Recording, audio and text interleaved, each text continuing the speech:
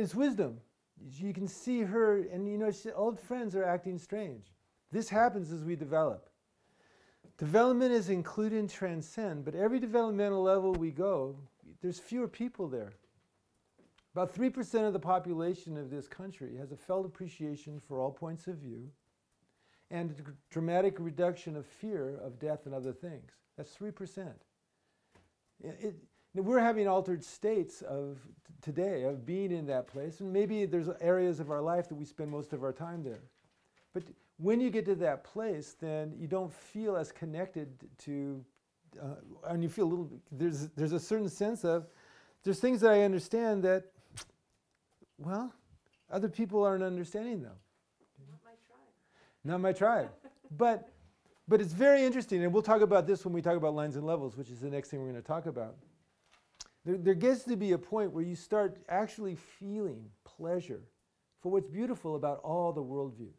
What's pleasure about the egocentric worldview? What's pleasurable? What's good, beautiful, good, and true about the conformist worldview, which is fundamentalism or any kind of conformity, any kind of blind belief. What's beautiful, good, and true about capitalism or about rationality?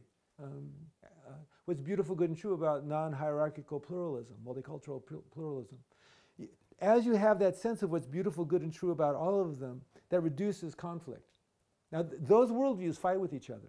They fight between each other. You know, fundamentalist Muslims and fundamentalist Christians fight with each other. But if you have a felt appreciation for people's points of view, you don't fight with them. Therapists, interestingly, because of the nature of the psychotherapeutic relationship, enter an integrally informed state when they do therapy where they have a felt appreciation for the worldviews of their clients, whether those worldviews resonate with the therapist's state outside of the session or not. That resonance caused by attunement makes this person feel like my worldview is beautiful to this person. And then what the therapist does is help that person expand into the healthy aspects of first stage relationship or second stage relationship. And as they reach the boundaries of that healthy expansion, it's called horizontal health in integrally informed therapy, they push against those boundaries, they need something more, and that pushes them to the next developmental fulcrum. And that's part of what we do as therapists. We support horizontal health by finding what's healthy about this worldview and supporting it and inquiring into the areas where it's unhealthy, and then encouraging people, as they begin to find their worldview inadequate to explain what's going on, encouraging them to reach for other worldviews that are more inclusive. So they can move into those, include and transcend. And this is how we develop. We fuse with a worldview. We begin to differentiate from it as it's not adequate to explain our world, and then we integrate into a new level.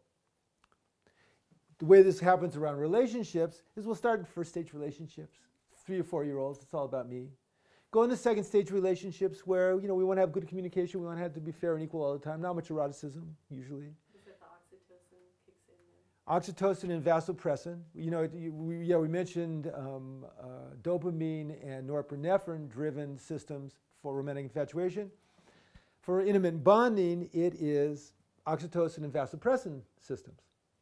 Now, this is running the intimacy. Though, if you work these polarities and enter erotic states, the biochemistry of the eroticism in those erotic states can get more and more intense until finally it's much more intense than it was when you were in the romantic infatuation stages.